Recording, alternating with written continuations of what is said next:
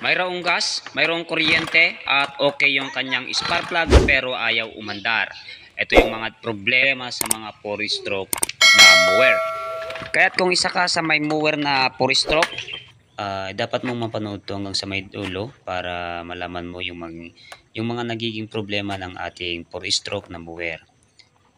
Siyempre kung ayaw na umandar at mapaandar mo man, palyado, ay ito yung mga dapat mong gawin o i-check.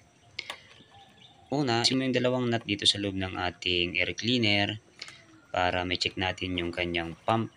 Laging nagkakaproblema kasi yung ating pump ng ating gasolina. Yun muna yung unang gawin mo bago ka pumunta sa mga ibang step. Siyempre bago natin maalis yung ating pump ng ating gasolina, kailangan muna natin alisin tong dalawang Allen wrench.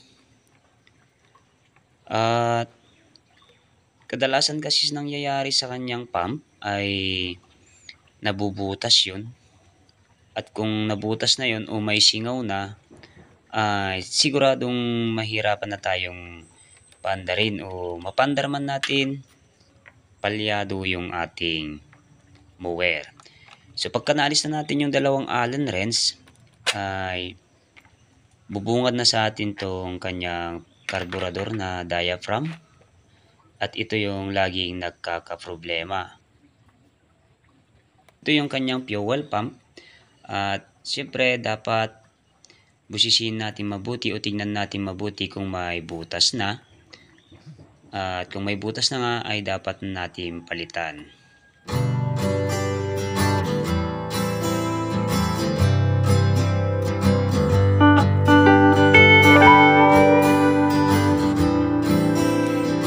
Eto nga't may butas mga busing, at mura lang naman din to sa ating mga pamilihan.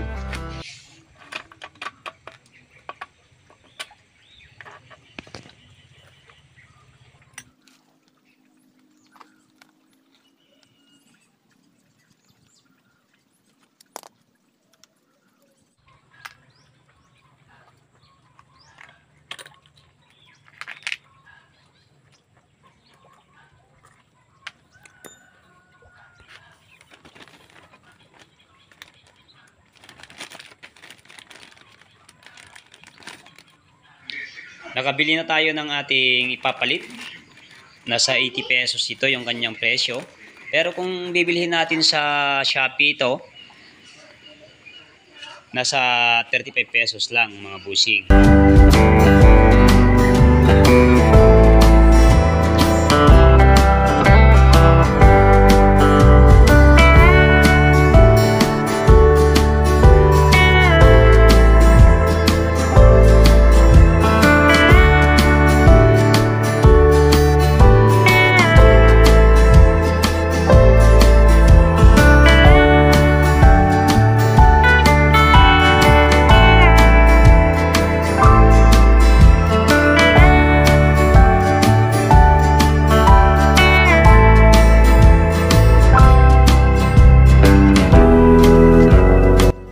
At